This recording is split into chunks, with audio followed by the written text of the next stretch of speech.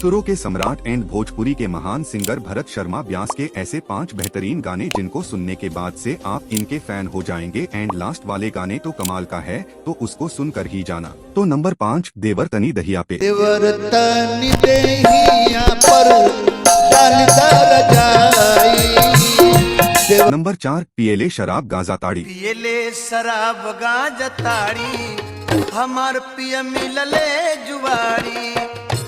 Number 3 लाले रंग से नुराबा। रंग से नूराबा, लाल रंग पुतरिया हो कि लाल रंगवाना। नंबर 2 धोवट धोवत मंदिरवा।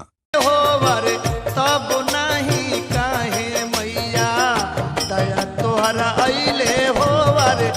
नंबर 1 अंगना दुआर सगरे। तोरा बिन नीक नहीं लागे रे सवरिया, तोरा बिन नीक